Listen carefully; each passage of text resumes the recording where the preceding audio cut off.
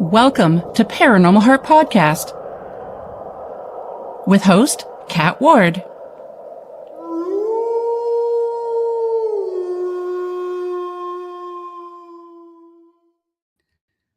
Welcome to Paranormal Heart Podcast, Paranormal Talk with Heart and Soul. Tonight's segment is pre-recorded, streaming on United Public Radio Network, 107.7 New Orleans, 105.3 the Gulf Coast, YouTube, and any place you find your favorite podcast. And I'm your host, Kat Ward. Thank you so much for hanging out with us. So are you looking for another great podcast?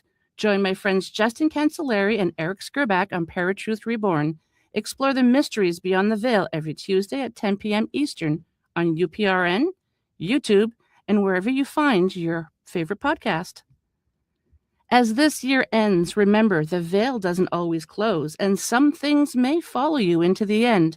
Welcome back, my haunted hearts, and Happy New Year to you all. Tonight is the last episode of 2025, and I'm joined by my favorite paranormal investigator, my UPRN brother and return guest, Tim Sudano. Tim is host of Paranormal Insight and author of the Tribus Omnis Lux TOL series. You really have to check these books out, people, because Tim is now my new favorite author. I've already told him that. He's right up there with my absolute favorite, Jim Butcher. So tonight, Tim and I are talking about New Year's paranormal activity. So grab your favorite beverage, sit back and relax, and help me welcome Mr. Tim Sudano. Hello, everybody, and thanks for having me on, Kat.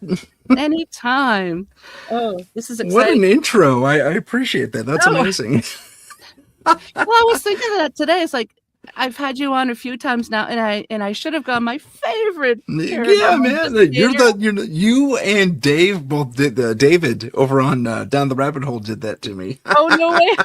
That's funny. That's awesome. And now here's my favorite paranormal. Yeah, just like you did. Great minds think alike, I guess. I didn't think it would stick that much, but it did. Oh, yeah, it does. Yeah, it's funny.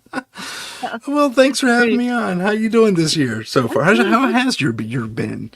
The year's been good. It's been busy. Good. With work and the podcast. I mean, I have to say, everyone who listens, like, we have great listeners on the network and just on all the other platforms. Yeah, we do. They're outstanding. Thank you to those of you out there who are giving us all that love and attention. It's fantastic. And we look forward to bringing more and more content your way. Absolutely. Every single time we do it, honestly. Yeah. So much fun. I mean, I mentioned it during my 8th year celebration episode, and I mentioned that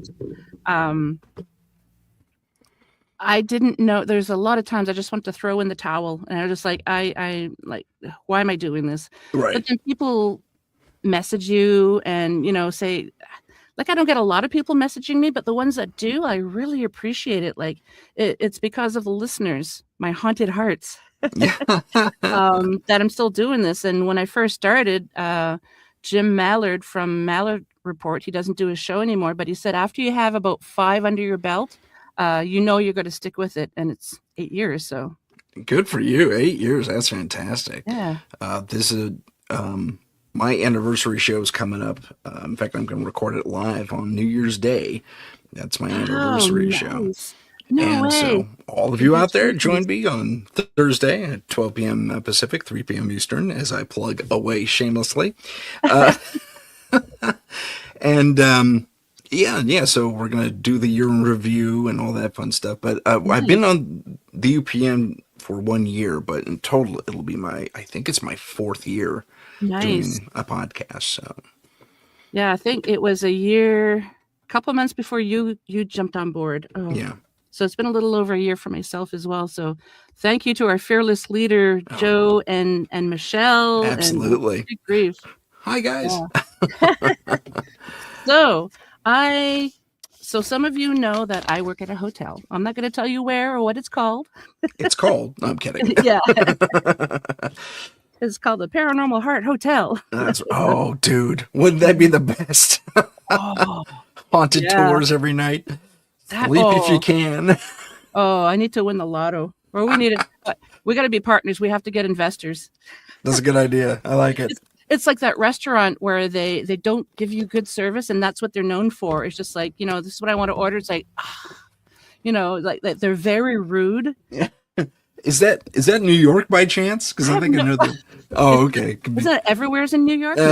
Pretty much. Not really. Believe it or not, Surface with a Smile pretty much all over New York. But there was one place and it's not there anymore. It was Tavern on the Green. Oh. They sucked out loud when it came to service. They really did. It was horrible. Purpose? The food was constantly cold. I mean, you always had wow. to send it back.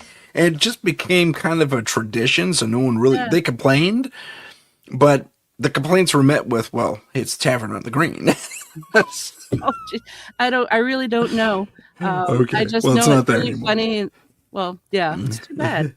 I always tell my boss, once a year, we have to be like the Purge. Can we just not tell everyone how we truly feel? But, honest opinions incoming. A little sign on the front desk. it should be warning. Right. So I found I marked down on my list here, but there's a lot of hotels for New Year's that have paranormal activity that really ramps up during that time of year, which is really. I'm actually working New Year's Eve, so I'm just like, you know what I'm doing. No. Gotcha. Yeah. If my boss is watching, I'm just kidding. I'm not bringing any equipment. Wink, wink. No. I am not bringing equipment. Yeah. Well, how come their purse looks so heavy? Never mind. No reason. Big, yeah. So Why is it beeping? Never mind. Yeah, right. Oh, jeez. That would be fun to do.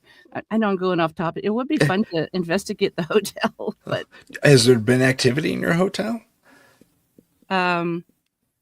Unofficially? No. No. Okay, gotcha. Well, yeah, I've mentioned this on the show before. My boss, I came in one day and he says, Kat, we caught a ghost on our security cameras. I'm like, okay, show me. He was all excited, right? We got a ghost. So I'm looking at him like, no, that's not a ghost. That's a bug. No, it's not. It was summertime and something flew in. Oh, Yeah. And he goes, no, it's a ghost. And he goes, look, it's all white. I said, yes, because of the type of security cameras we have, it's going to make things, the colors are going to change. And I said, and I see the little antennae there. I promise I'm a ghost. Yeah, right. It was right up there on the camera, kind of looking in, and Oh, that's funny. Oh, yeah. Oh, that's funny. Oh, well. Okay. We've had a couple of those cases too. Yeah. Over the years. And I hate it when you try to tell people because they're so convinced and they want it so badly to be a ghost. Yes. And it's not always. Yeah. And they get so heartbroken and they have this embarrassment, this little streak of embarrassment hit them. You can see it. They're simply so downcast, or angry. Yeah. It's like, no, it's like, I'm afraid so. Let me show you. Yeah. Oh, well. Yeah, so the first story that I found was When the Clock Strikes 12, True New Year's Ghost Stories. So there's a woman in the window in New Orleans. I love New Orleans. It's my dream spot to go. Like it really is on my bucket list. But get your passport. Joe, I could, but I don't want to go to the States now. Why? I'm not going to go there. Oh, okay. But I do have to say, and I've mentioned on the show before, Joe really needs to bring the hosts from the network down to New Orleans for a party. Oh, Joe lives right next to there too, so yeah, you could just fly us all down. Yeah, man, you can afford it. Just kidding, Joe. No, I'm not. I love you. Too funny. So apparently there's multiple residents in the French quarters have reported seeing the same woman in a white 1800s era gown appear in an upstairs window only at midnight and on New Year's Eve. She fades as church bells finish ringing. No sightings reported any other night of the year. Local historians believe she died waiting for her lover to return before the new year. Interesting. Do you know which hotel? No. I didn't have a lot of time to get extra information as to which hotel. I see.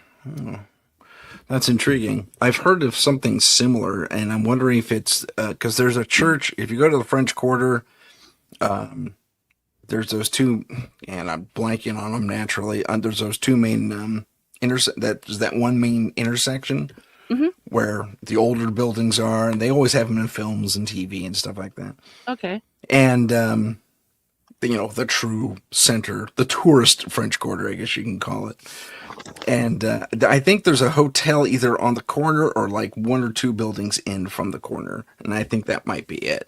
Do you know if she's in a window? You said. Yeah. Okay. I'm just looking it up now to see if I can find out which one it That is. is an intrigue. Yeah, it's a demo. New Year's events are Yeah, always publicized.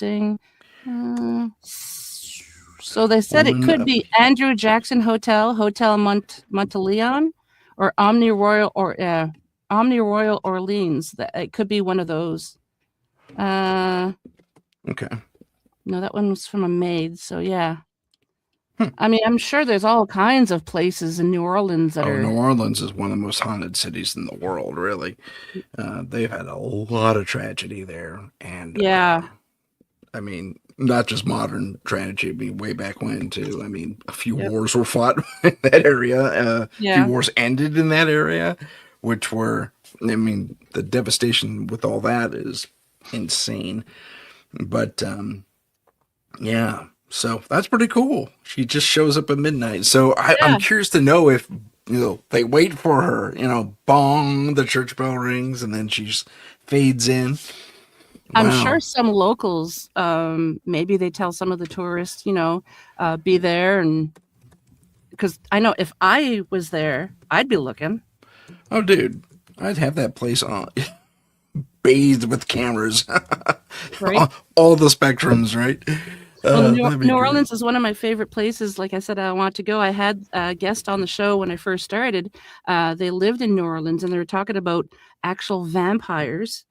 Yes. And Baron Samedi, and that's good times. Especially one of the apartment that they lived in. There was apparently ghost that was there as well, and but they were into that sort of thing, so it didn't really freak them out too much. It's not something that hurt them. They were just, oh, okay, there's a spirit here. But very, very paranormal, high paranormal location. Yeah, it's really haunted. The vampire story is really kind of cool too. Oh, yeah, and the vampire bars. The vampire bars are there, yeah. We have them in Canada too. Oh, I'm sure. We got them here in my city, too. Yeah. It's a lot of fun. So there's one also, the frozen clock case in Illinois in 1957. So a family celebrating New Year's Eve noticed their grandfather clock stopped exactly at midnight. A strong scent of pipe tobacco filled the room, and a man matching the description of the deceased homeowner was seen standing near the clock. Now, the clock never worked again despite multiple repairs. So... again, I apologize, people. I had the flu for 2 weeks. I was out of commission. Then I went back to work, and I didn't have enough time to research where exactly these locations were. I dropped the ball. I'm sorry. It's okay. Because I like to also know, whenever I research things, I like to know where these things happened. Oh, yeah, that makes sense. Illinois, huh? I wonder. Yeah, that'd be curious. I'm curious to know where that might be. If that was like in the city proper or out in the country, because it's kind of Chicago's weird, especially. Yeah, because it's right there on the lake, and then you go maybe 5 miles outside of downtown Chicago, or even from the lake itself, and you're in the sticks. Oh, really? Oh, yeah. It gets wooded real quick. It's amazing. Well, I'm just trying to quickly see if I can find. No problem. Maybe visit one of these haunted hotels. No, I'd have to delve a little deeper. And Chicago grandfather clock. Clock. 1957. Ghost. 1957. Let's see what we can see.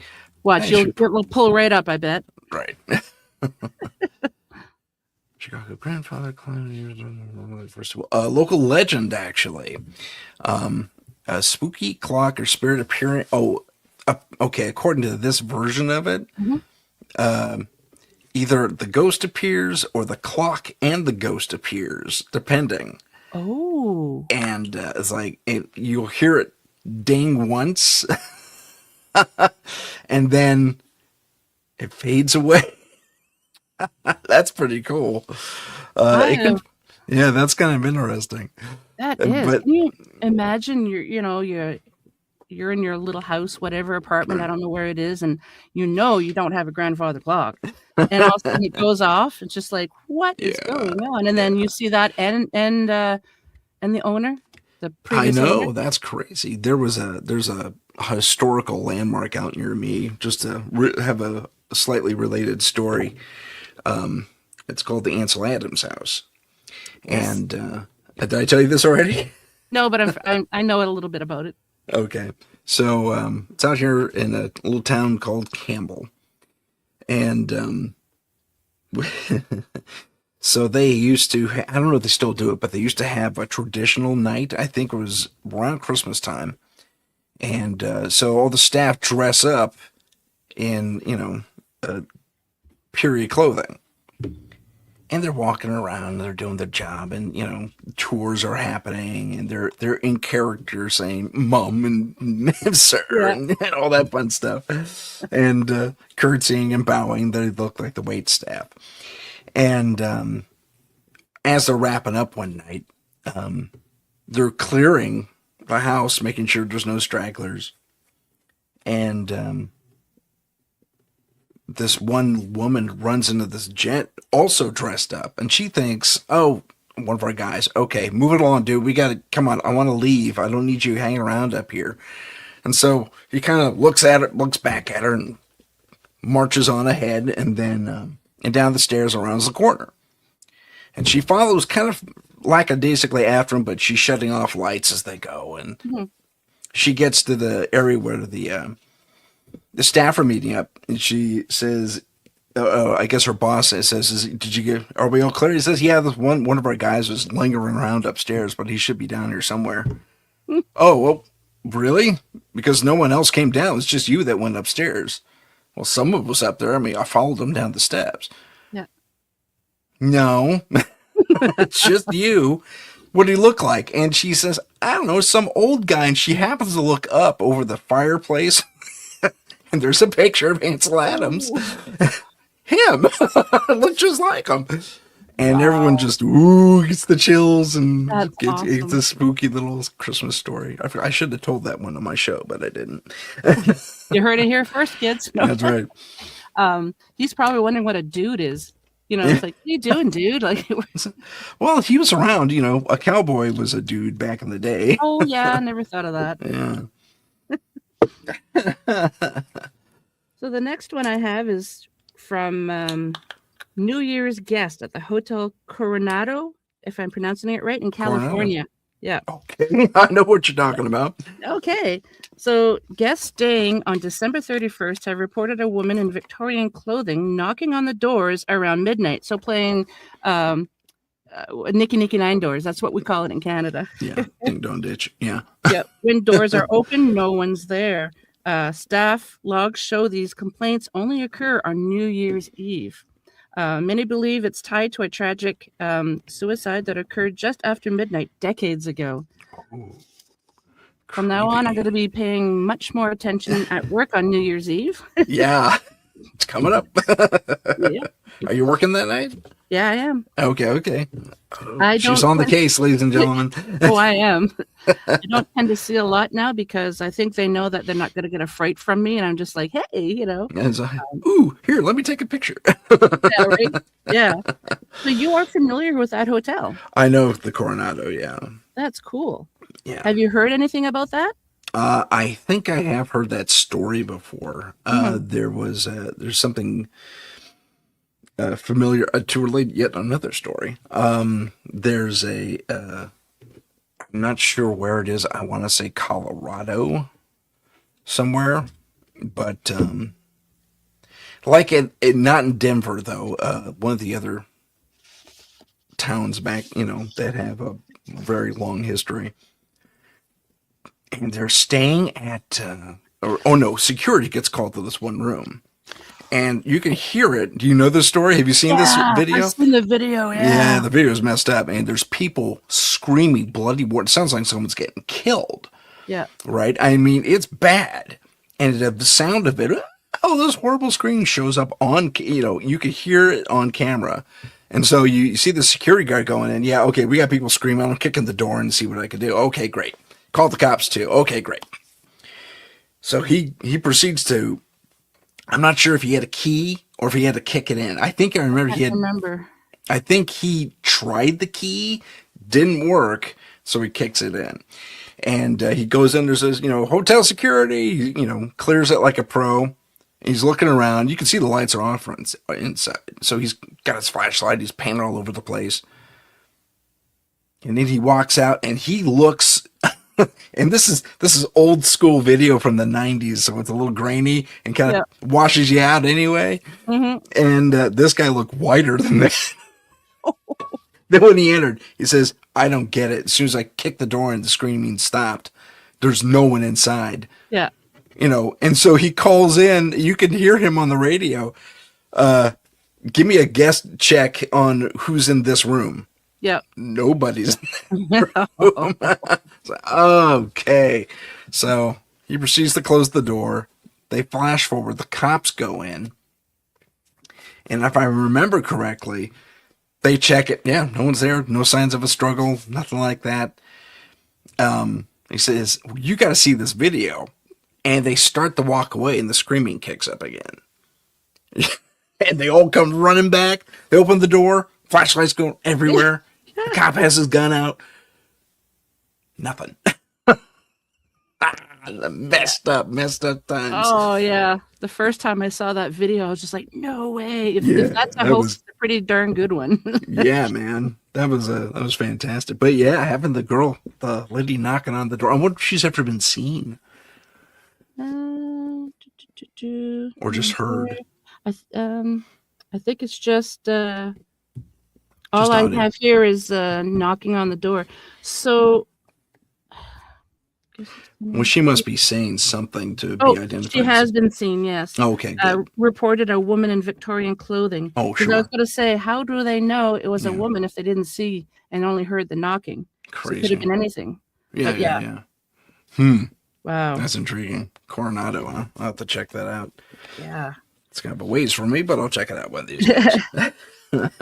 So this is a cool one. Times Square time slip in New York City. I don't know if you've heard of this one. I have heard of this. This is cool. I never have. Oh yeah. Go for it. Go for it. For me. So, I apologize for turning my head. I need to be able to read better. I am getting eye surgery in the new year. I'm getting new eyes. Woohoo! Yeah, I've been waiting 3 years. But anyways, wow. So several independent witnesses from the 1940s to the 1970s reported seeing crowds dressed in early 1900 clothing moments before midnight, hearing unfamiliar music and old-style cheers, a sudden snap back to modern Times Square once the ball drops.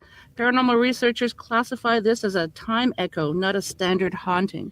So I think a time echo is probably the same as residual. That's my guess. Yeah, because I've never heard it coined that way, but it sounds like it could be. But yeah, it's probably residual, and who knows what happened to have all those people there. I mean, it's rare that happy incidents get locked into a time, to that recurring loop. Yeah. It's rare, but if you pour enough energy into it and everyone's really happy about it, I guess it's cool. Yeah, and like I'm not aware of any intense happiness. Yeah. Yeah, it's fantastic. That's a haunting I want to see. There was something related to that actually. I have in my memory banks. So when Dick Clark's doing his New Year's Rockin' Eve, there was a report that those people showed up in Times Square along with the other revelers. And there was also a report that it was all caught on film because they were rolling film back then in the cameras. Yep. So, they had video to one degree or another, but it was video, but it was on tape. It wasn't digital. Yep. So this one cameraman apparently pans the crowd. There's the new revelers and there's the old revelers, and they're just mixed together. They don't care. They're having it's Happy New Year, you know.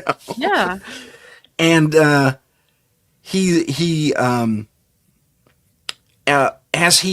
one girl from the old time runs right past him, almost like through him. And apparently they caught all that on film. Oh, I'd love to see that. And apparently they deleted it. No. Yeah. It Shame caused on them. way too much controversy. It's like, look what I found. What can we do with it? Erase. Some producer made the call. It's like, we're not telling that story. Forget it. Did they really erase it, and maybe just somebody took it and like it's? I hope someone has it backed up somewhere. If you're out there, you have that footage. Send it to one of us. There's paranormalheart13@gmail.com and paranormal.insight@gmail.com. Oh wow, that would be amazing to see. Yeah. But apparently he was right there, like front and center, this cameraman, whoever it was. And he got cool footage.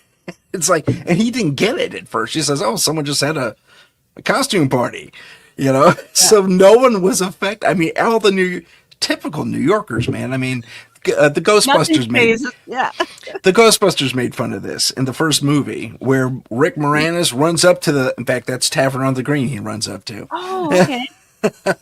Cool. He's banging on the windows, and they all look to him. Yeah, and the conversation just keeps going. Like nothing happened. Yeah. Typical New Yorkers. I didn't see nothing. I'm here to have a good time. You know. Right. Like, oh, that's so funny. Go ahead. Here's one from Savannah, Georgia. New Year's Eve haunting. So multiple residents and tour guides have reported apparitions appearing only on New Year's Eve, especially near old colonial homes. Witnesses describe a woman in period dress staring from upper windows at midnight. Sudden cold spots as the year changes. Clock stopping exactly at midnight. Some believe spirits are repeating the moment of their death or a life-changing event tied to that date. Wow. So again, sounds like residuals. Yeah. Huh. That's crazy. Yeah. I got one of those too, if you want. Absolutely, yes. Okay. So this is from a friend of mine. I'll just use his first name, Francis. And he's a Hollywood armorer. So he handles all the outfitting of weapons and military gear and stuff like that. And very cool. Yeah, including back in the day, Civil War stuff. So he's on the or wait, was this a friend of his? I can't remember if that was the case or not. But so they're doing a Civil War film, and they're marching. All the cast and crew are almost literally marching back in uniform. You know, makeup. You know, they got the wraps on from battle damage and all that fun stuff, and the battle damage. Anyway. I know what you mean. I don't know why I said that, but you know, cuts and bruises and stuff like that. Yeah. So they're marching along, and they send this little PA, this little peon in a golf cart, go head out to the battlefield where we were filming, and just drive back and pick up the stragglers. And yeah, okay, so. Food.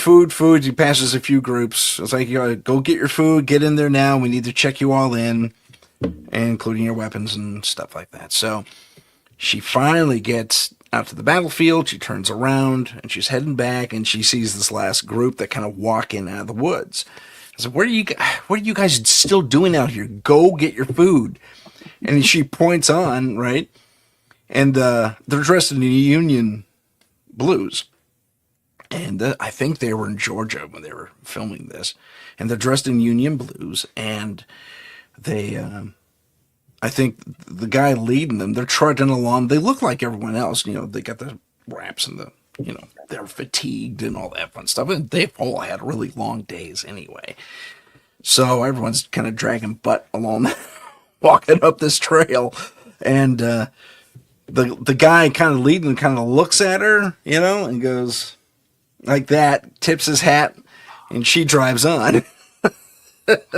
Not knowing. Well, she's not knowing. And Yeah. when she drives up there, everyone out here, yeah, there's just one group marching up.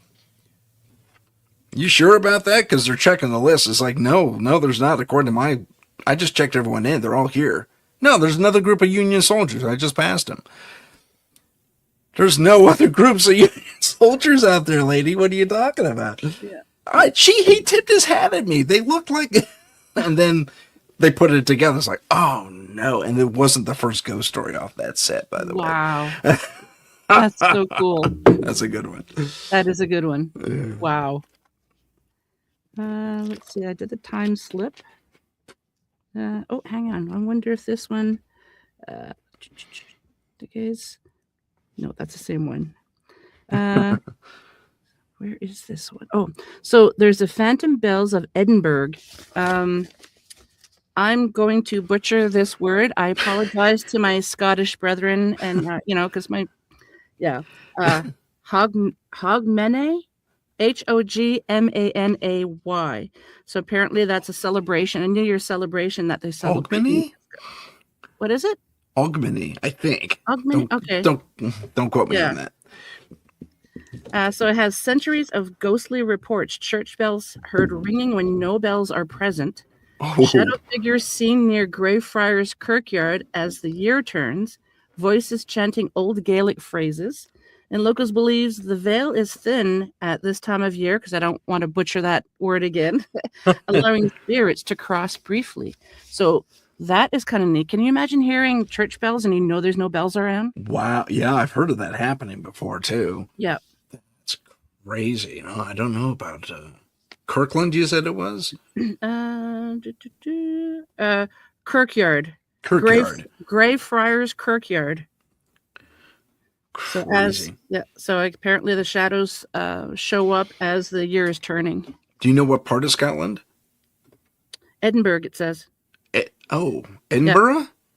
Is that how it's pronounced? Yeah. The Phantom Bells of Edinburgh. Okay. So in Scotland. Well, Edinburgh, if I remember my history correctly, that's where one of the last stands of I think there was a fight against the Jacobites, if I remember correctly. Oh, okay. Or was that Aberdeen? Damn, now I can't remember. I think it was or there was at least a battle surrounding the whole Jacobite thing. That's cool. crazy. I wonder if that's what that's about too, because I think they did fight around New Year's. Yeah. Yeah,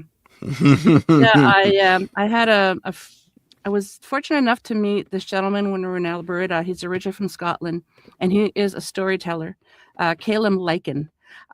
When I went to see him for his storytelling, my son came with me, and I said, Lycan, if he starts to shift, run. Coolest guy. So he's a tall guy. He now lives out down east in Canada, and he's still into his storytelling. And I had him on the show before when I first started. I can't remember the episode, but he used to be a tour guide at one of the castles. I can't remember if it's Aberdeen or Edinburgh. I can't remember where it was, but he told some of the stories that he actually encountered while he was doing tours and things like that, or other people during the group have said, hey, this happened, so I thought that was really cool. And he's such a good storyteller. He's got this deep voice and that thick brogue. He's got the brogue. Oh yeah, he's got the brogue. Yeah. So when the event was done, I went and introduced myself, said I had a podcast, I was an investigator, and we've stayed friends ever since then. Well, social media friends. I have only met him twice, I think. But first time I saw him, this tall guy with bracers on his wrist, kilt, He dressed the part. Good for him. Yeah. That was so cool. Classic Highlander. Okay. That's awesome. Yeah. That was pretty cool. Oh, that's pretty neat. So here's one from Japan. Ooh. I apologize for butchering this word as well, but it's a spirit phenomena, Joyanokin. In Japan, temple bells ring 1,085 times on New Year's Eve to cleanse human sins. I didn't know that. That's really interesting. Wow. Monks have reported shadow figures near bell towers, cold winds that appear suddenly during the final rings, and voices joining the chants with no visible sources. Some believe ancestral spirits gathered during this ritual. That's a first for me. That's pretty cool. Yeah, that was Is it Japanese New Year or our New Year? Oh. Because it's different for Japan. Yeah, it is. Yeah. Probably We're Japanese. just gonna say new. Yeah, it's probably Japanese New Year. Yeah, but that's I mean, 1,085 bell tolls. Yeah. I mean, What do people take shifts on that? Okay, I'm at the 500. Your turn. Yeah. Let's hope it's all mechanical now and it's on a timer. And wow. I don't know. The Japanese are pretty traditional by rote. You know, they'll probably go out there with the rope on the big ringer. You know, yeah, just ring that sucker. I wonder if that's a Shinto or a Buddhist practice. Huh. Well, let's look it up real fast. It sounds Shinto because the Buddhists don't really believe in all that stuff.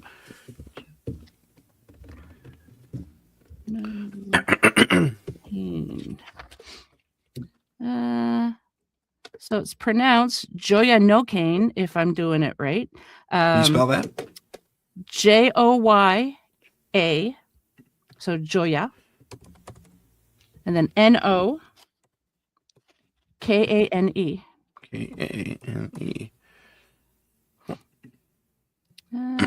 Let me take a look at it here.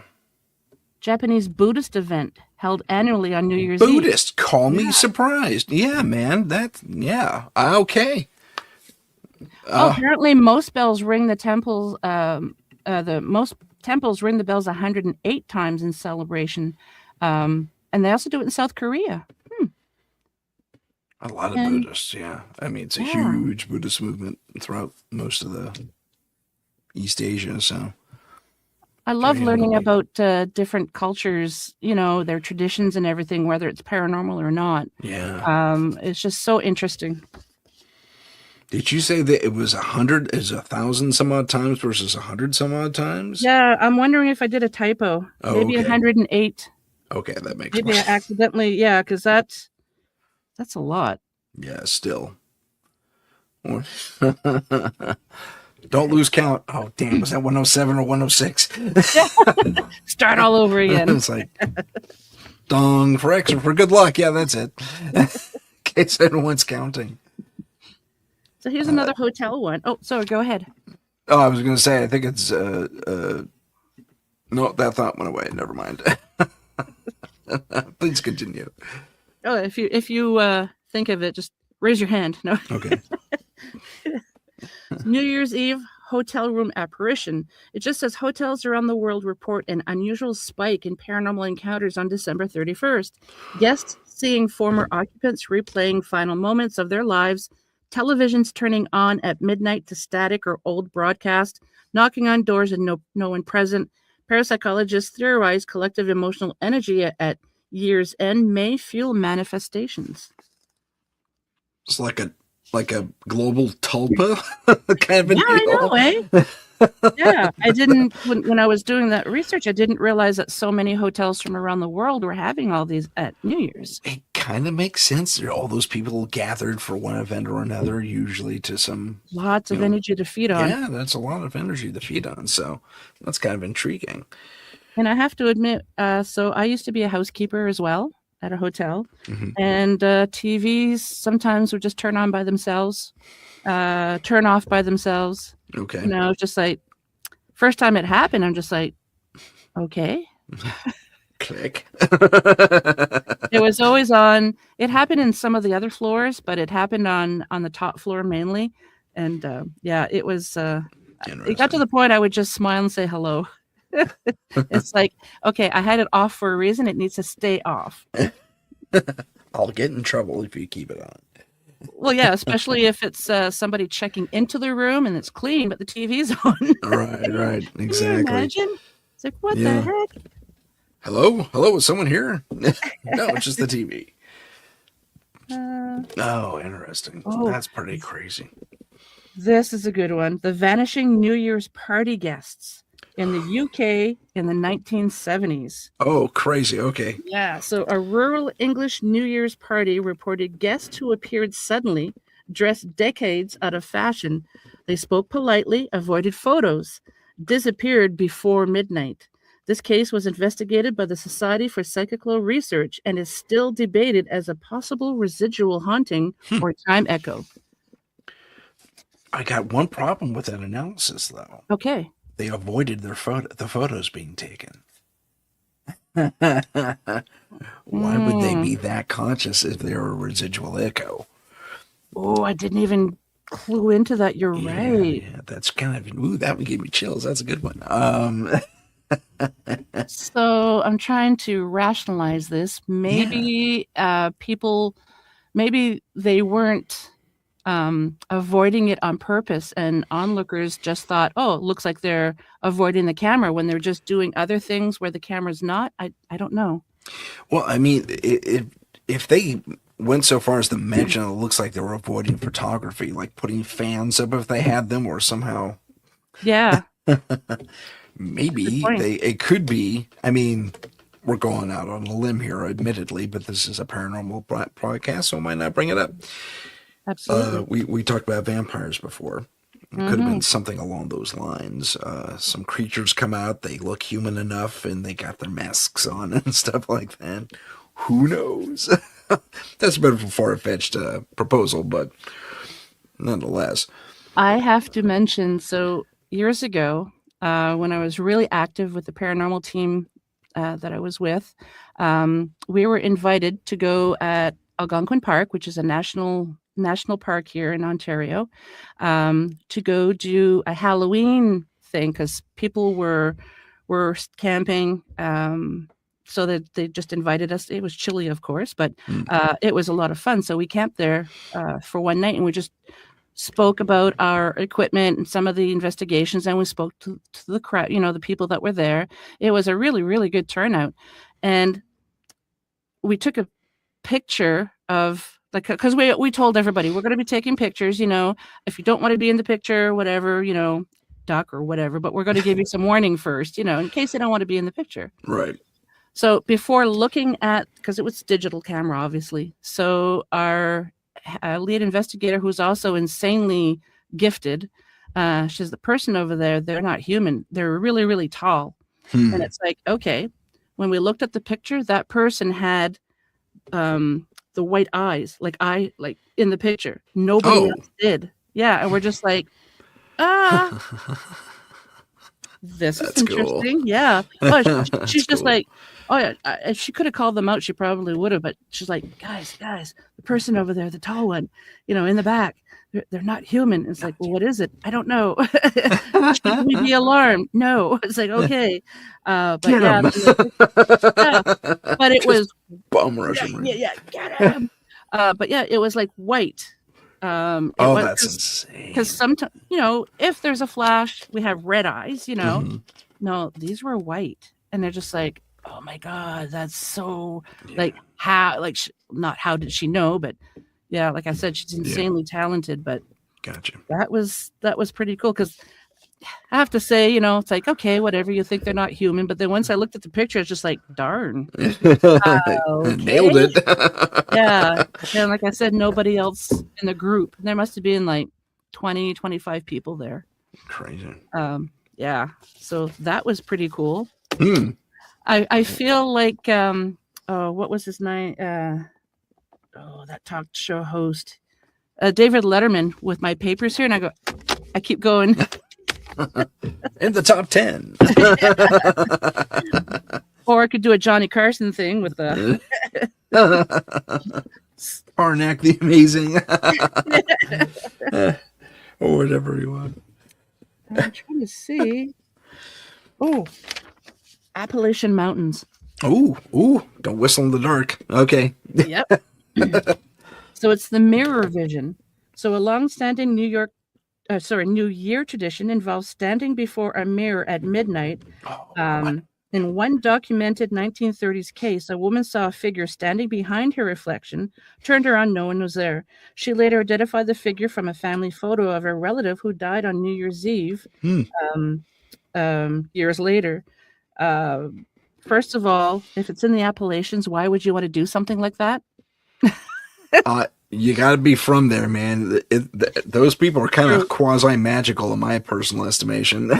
I mean, they just are experienced and used to that, that space, Like a New Yorker with odd things. Exactly. Forget about it. Yeah. Those blinders go up. It's like with the New Yorkers, but yeah, the Appalachian folk, man, they're just used to that stuff. They grow up with it. So Yeah. I mean, I have a friend, Vinny Vineyard is his name. He was, I don't know if you know Vinny. No.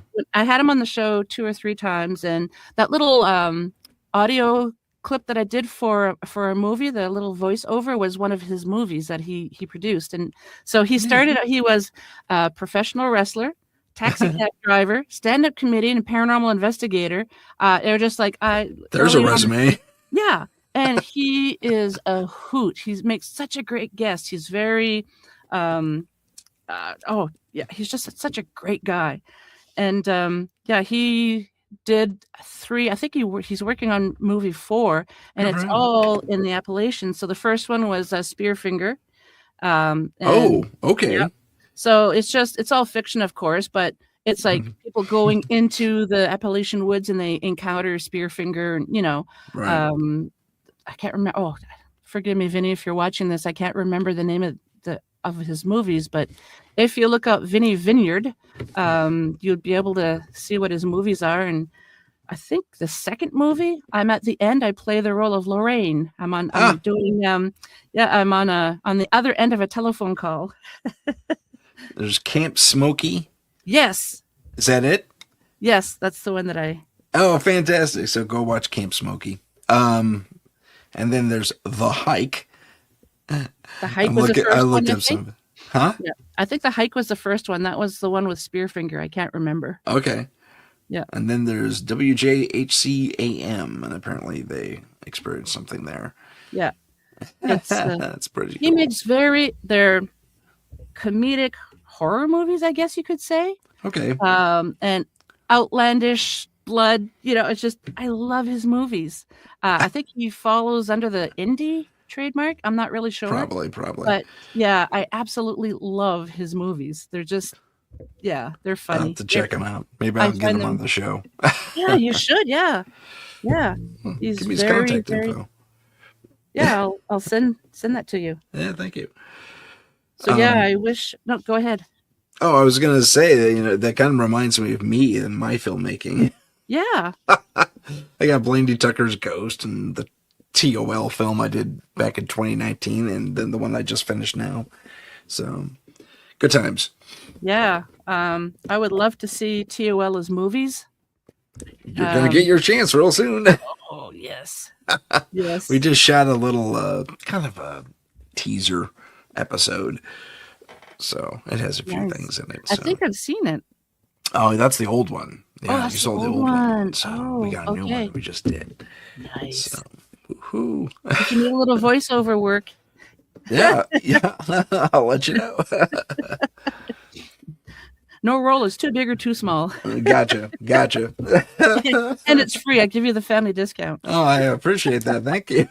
No, folks, I have mentioned a few times on the show that I really enjoy Tim's books, and I really do. And my favorite author was from Jim Butcher. He wrote the Dresden Files. There was also a TV show. Great show too. Oh yeah, I know. And it came out at the wrong time. I think it would do well now. But back then it was. Oh, I wish they would. Oh, I even sent out an email to Mr. Butcher's assistant to invite him on the show, and they politely declined. But at least they let me know. They didn't just leave me hanging. That's very good. Yeah, but no, your writing style kind of reminded me of Jim Butcher's, and yeah, I really like your writing. I muted myself. Thank you. It's funny that Eric and Justin do that a lot. I think mainly Eric. I can't remember. It's like, oh, I'm muted again.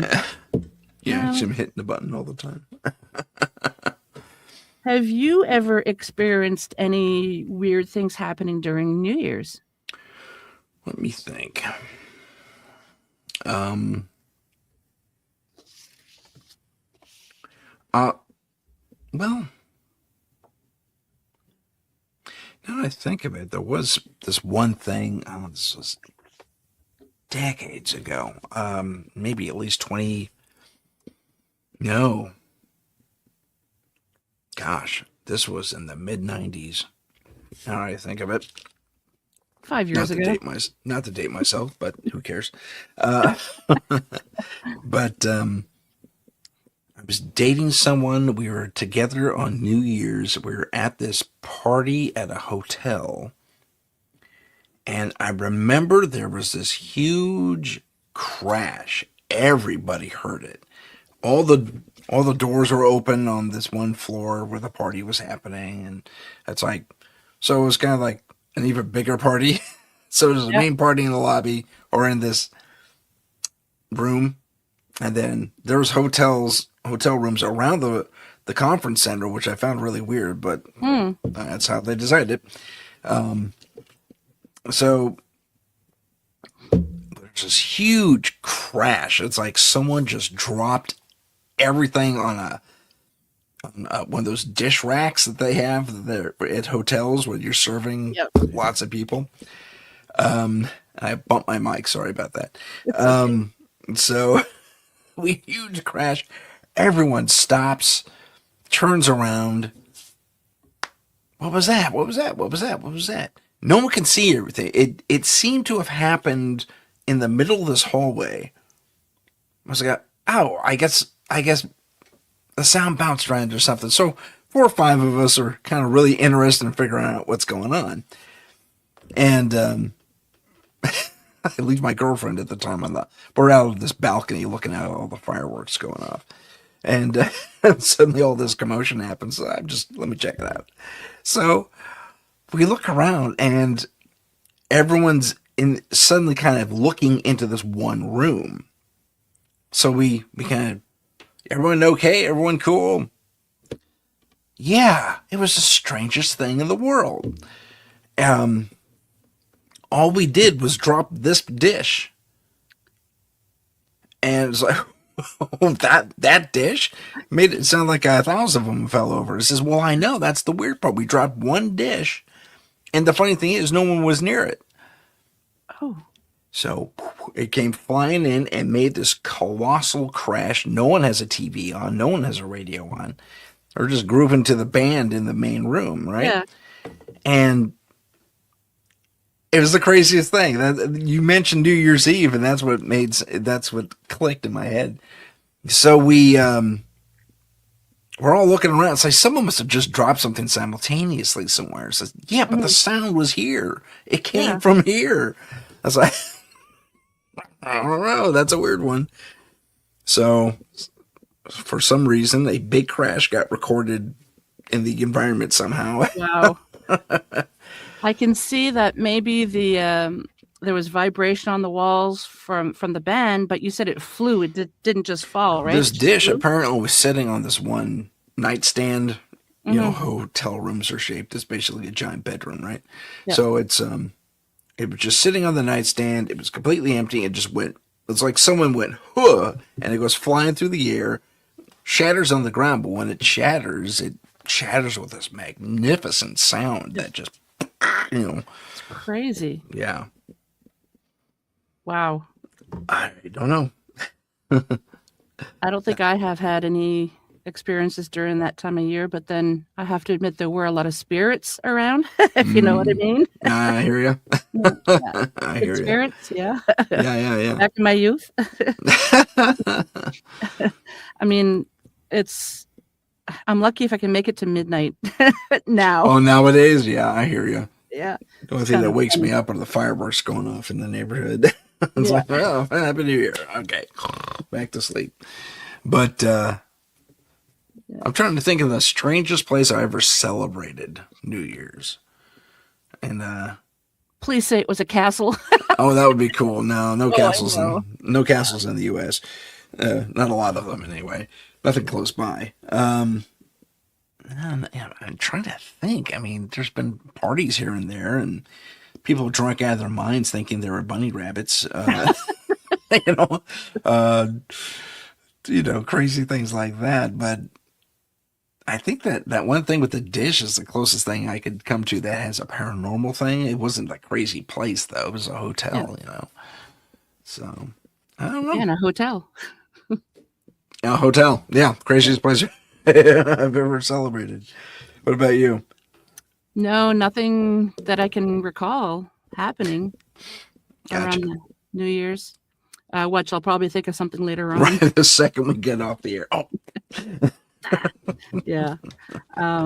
So, folks, we're supposed to have the Fantastic Five, which is Tim, myself, JJ Rose 777, Eric, and Tommy Cullum. But when you get more than a couple people, it's very difficult to get everybody's schedule, especially with Tommy because he's in the UK. yeah. Tommy's hard to lock down. Yeah, he is. But yeah, so thank you for we're the Fantastic 2 out of 5. 2 out of 5. 2 bits. So we have a couple of minutes. Could you tell the Haunted Hearts where they can find you, about your show, and about your books? Sure. The books are available on Amazon when you look up, and they're titled TOL, which stands for Trebus Omnis Lux. This is all on the book cover. I should probably put up a picture if I have an opportunity as I describe this.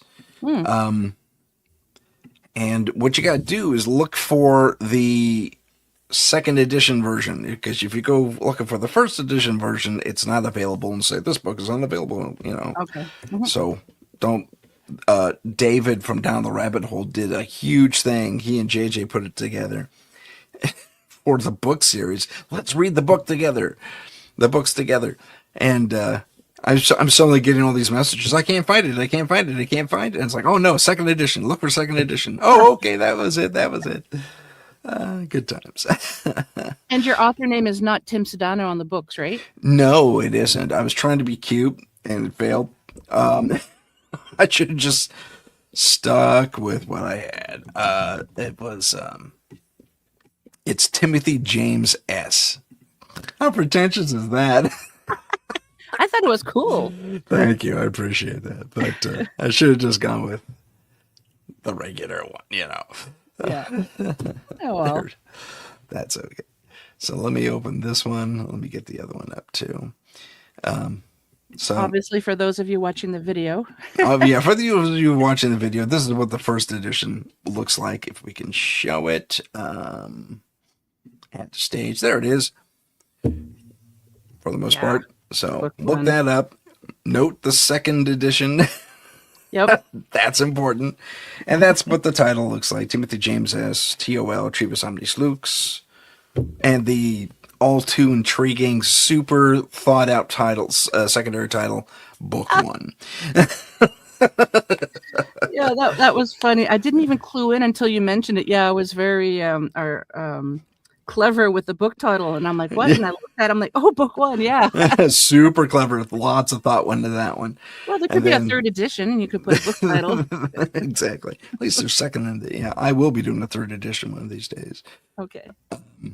But there's also Book 2. Let me see if I can call that up too. Excuse me. But yeah, look those up on Amazon if you want to read them. Kat seems to like them. Oh, I do, yeah. And stuff. I don't know if that made it up or not. It did not. So let me add. Nope. Remove it again. And let me share something else here. There it is. Ta-da! I don't know if you can see that or not. Has it come up on the screen? Oh, there it is. There it is. Ta-da! There it is. Oh, it's big. It got enlarged though. Oh, let me shrink it down a little bit for you. There you go. That's better. So that's Book 2. And book 2 is kind of fun. I don't know if you can tell by the cover there, but you end up at one point in this technological environment, which is pretty cool. It was a lot of fun to write that part. It was a lot of fun to read. Oh, thank you. I appreciate that. But so that's the books. We did do a video, like a teaser, like a concept piece in 2019, and then we just finished filming a new concept piece because the pandemic kind of erased it from everyone's memory. So I got to make a new piece, and it was a good excuse to do it. Nice. So there's that coming out. Looking forward to putting that out there for everyone to enjoy. I think you've probably seen the trailer at one point or another. Yep. And then, we are a few seconds over your hour. My apologies. That's okay. And then I can be reached, Paranormal Insight here on the UPRN. I have the YouTube channel independently of that. Also, paranormal.insight. And then you can reach me at paranormal.insight at at gmail.com. Too much stuff. Yeah. Everything's YouTube now. Really, yeah. It goes through there one way or another. Well, thank you so very much, Tim. I really appreciate you helping me with the very last episode of 2025. Not at all. My pleasure. Thanks for having me on. Anytime. I look forward to having you on again in the new year. Yeah, for sure. Well, I'll have to get you on my show as well. Sure, yeah. Anytime. Okay. Tomorrow. No. Okay. It'll be some work. That would be interesting. What does Kat do at work? Yeah. Oh, good times. Okay. Well, thanks again. Tight. You're very welcome. Hang tight. We'll chat a little bit after I say goodbye to my haunted hearts. If you have time. Goodbye, everyone. A huge thank you to my special guest tonight, Mr. Tim Sudano, and to you, my wonderful haunted hearts, for tuning in. I also want to thank UPRN 107.7 New Orleans and 105.3 the Gulf Coast for carrying the show. And if you'd like to be on the show, you have a guest or topic idea, or just want to say hello, you can reach me at paranormalheart13@gmail.com. From Paranormal Heart Podcast, I want to wish you all a happy and safe new year. Please take care of yourselves and each other. From my heart to yours, thanks for being part of the journey.